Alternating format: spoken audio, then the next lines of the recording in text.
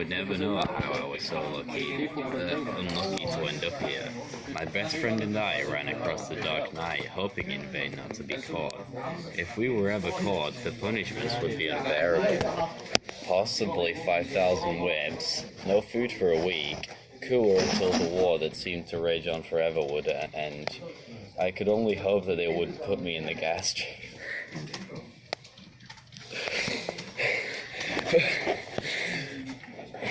But at the moment, I couldn't care what awaited me if we were ever caught. I was with my best friend, who also happened to be my true love. But would I ever get to know if Ed would love me back? Chapter 1. Whip. No matter how many times you get whipped, you don't react any differently to the excruciating pain. Imagine putting a razor at the end of the rope. Imagine moving that rope with blinding speed across your back. Imagine that being repeated 1,000 times and you can't do anything to stop it. Not only that, imagine going through that at least once a day, every day. That's how life is for me. Isabella Swan, the Jew who was trying to live a regular life until I was discovered.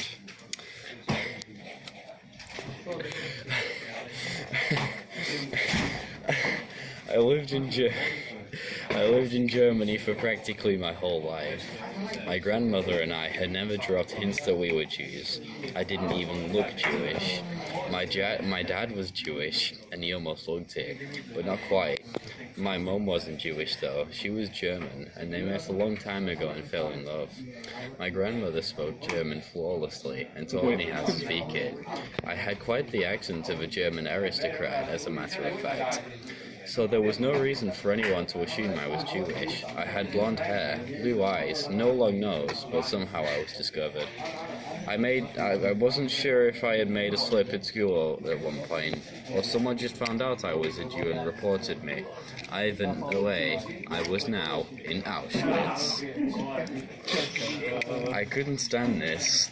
I don't know how I've managed to keep living for the past 2 years.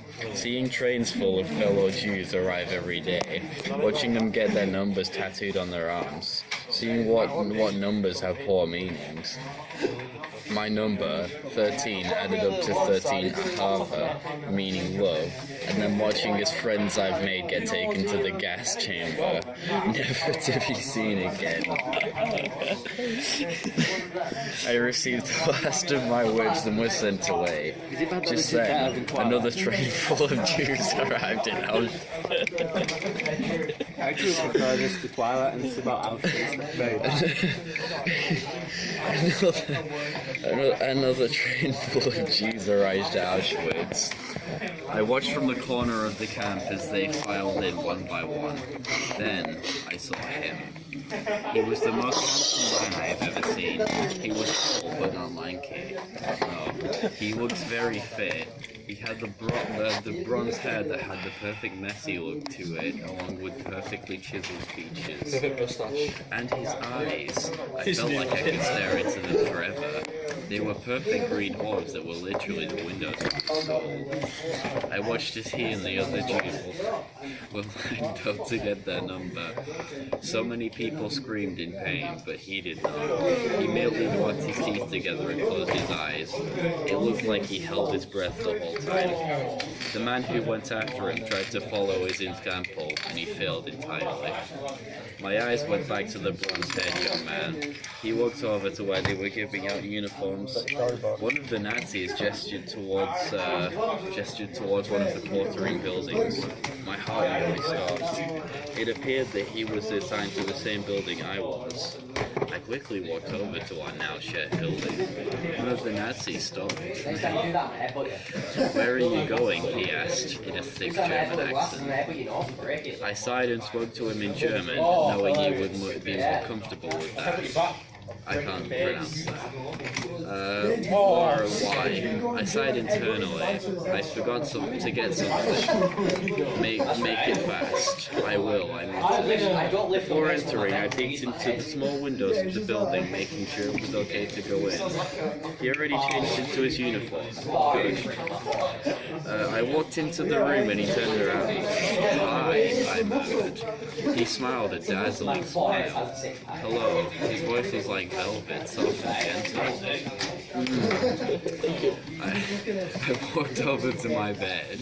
Sorry to disturb you, I just forgot something. Don't worry about it, he told me.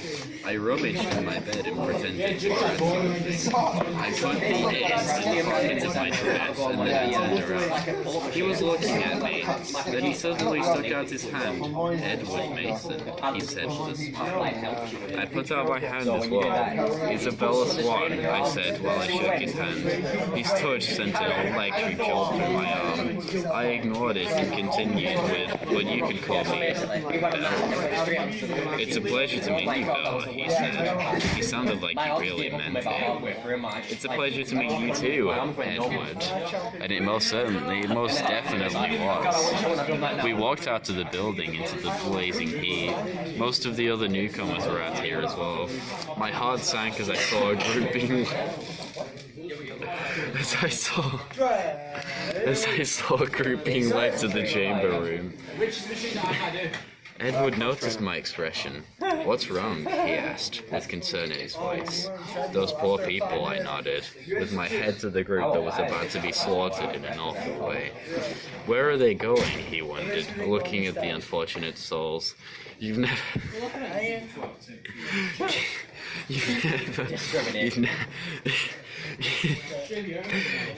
heard of the Auschwitz gas chambers?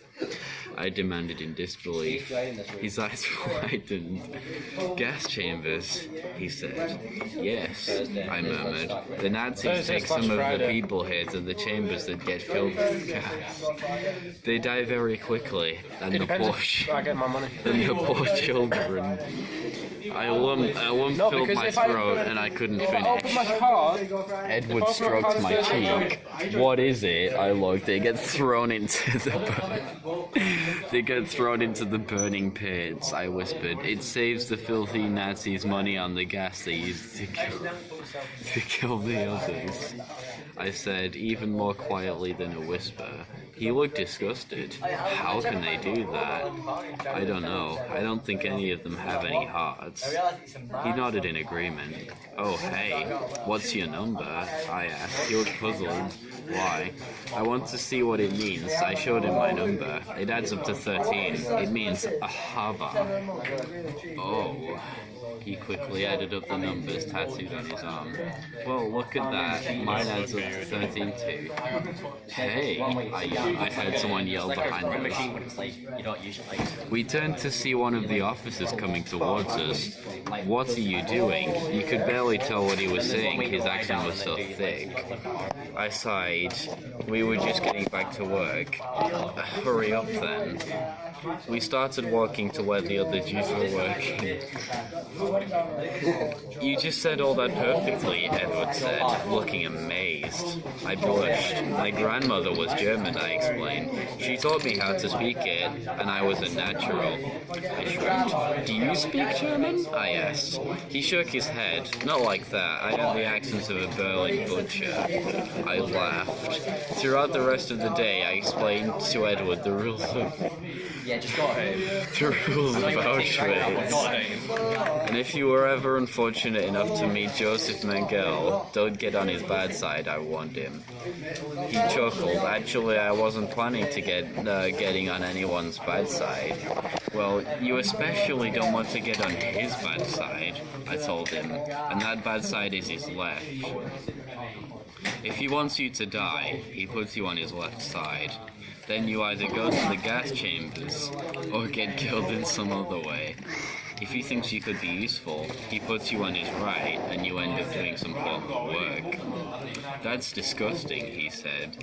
I just nodded because one of the officers came up to us. It is time to be divided.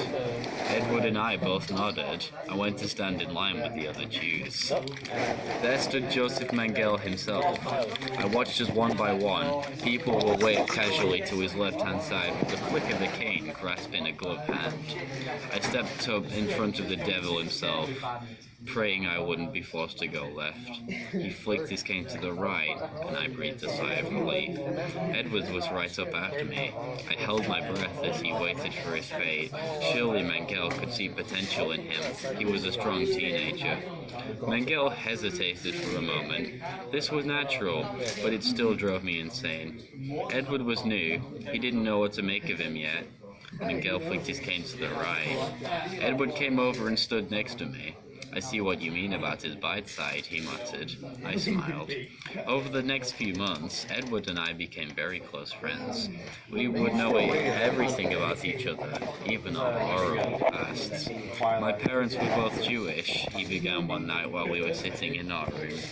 I laughed a little. You don't look very Jewish, I told him. He smiled. I know. A long way back in my history, I had a German grandparent. I looked the most German out of my family. I had two brothers, Emmett and Jasper. People used to say we look so much alike. But then, his voice grew dark. Some of the Nazis came to our house. They took both of my brothers to go work for them somewhere. I never saw them again. Then they murdered my parents right in front of my eyes. His tone was seethed with hate. They burned my house to the ground and brought me to a different concentration camp long ago. I ended up here. We sat in silence for a moment. My story is kind of like yours. My dad is Jewish, I began, but my mum is German. They met a long time before Hitler was born. I have 4 older brothers. They all got captured before I was. When I was 5, they made me swear to keep myself hidden for as long as possible. That was easy, I said with a grim smile. I lived with my grandmother after the rest of my family got captured. No one suspected anything. My grandmother looked the most German out of all of us. I take after her looks in many ways. Our eyes are the same crystal blue, our hair the same shade of blonde. We would worship the comforts of our home. I would go to school and pretend to be just another German girl. My natural accent was a huge help. I smiled more naturally this time. But eventually I think someone saw through me. One day while at school, I saw the Nazis that patrolled the school came into my class and took me away. I remember that day grimly. Everyone knew I was Jewish then. I came here 2 years ago. When I got my number, I held out my arm for him to see my number permanently stuck on my skin forever. Then I was a little happy. Love had always been the most important thing in my family. Not money or land or anything. It was love. We sat in silence again. Tears were flowing silently down my cheeks.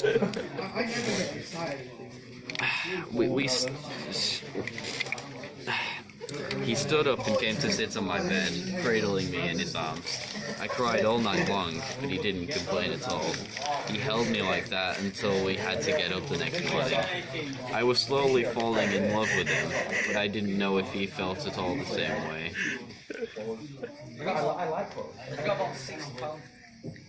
I wouldn't complain about it. That's what I'll ask you for this question. It looks like you should carve like an Illuminati